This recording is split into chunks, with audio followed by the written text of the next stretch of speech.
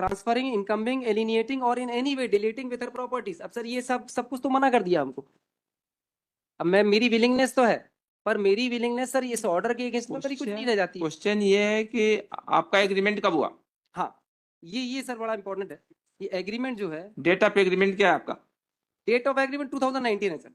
नहीं, 19 में तो 1 जनवरी से लेकर के मैं दिसंबर तक होता। 14/10/2021, 14/10/2000। 14/10/2021, ये पेज नंबर 17 में तो ये जो डीआरटी का ऑर्डर जो पास हुआ है वो ऑर्डर जो है 6 दिसंबर 2019 का। Yes my Lord. तो उसके बाद कहा है? नहीं मालूम ना सर, 2022 का एग्जीक्यूशन में हुई लॉर्ड कि दिस ऑर्डर हैज बीन, ये एग्जीक्यूशन मेमो इसका नहीं है, वही तो हम भी कर रहे हैं, ये इसका नहीं है। अब सर ये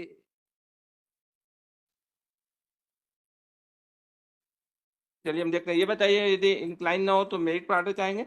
नहीं सर, मेरा निवेदन ये है हम्म। कि इसमें सिर्फ 420 लगी हुई है। क्वेश्चन वो नहीं है, क्वेश्चन ये है कि आप वहाँ पे एपीयर थे, आपको डीआरटी ने कहा दिया कि आप उसको एलिनेट नहीं करेंगे, मार्गेज नहीं करेंगे, वो नहीं करेंगे। आपने court, DRT is also judicial body, आपने उसके बाद भी जो है आपने जो आपको वो हो गया, उसके बाद आपने उस चीज को छुपा करके एग्रीमेंट। मेरे नॉलेज में होना चाहिए ना। इसमें है सर प्रोसीडिंग के बारे में मैं बता रहा हूँ। प्रोसीडिंग नहीं, कोर्ट का ऑर्डर ऑर्डर है, वही तो हमने देख करके बताया file. That is an ex parte order. Ex parte नहीं है। आई appeared sir, I agreed.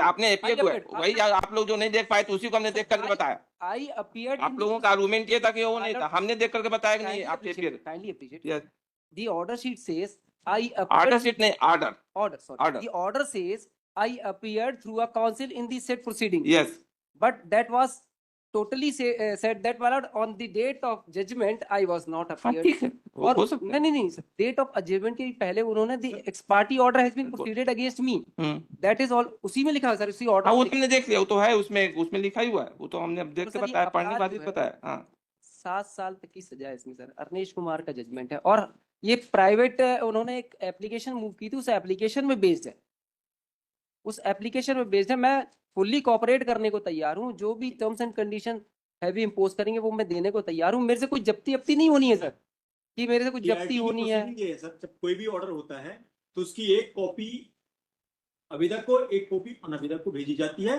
Through post office. ऐसा ये हो ही नहीं सकता कि इनके पास दस्तावेज ना पहुंचा हो।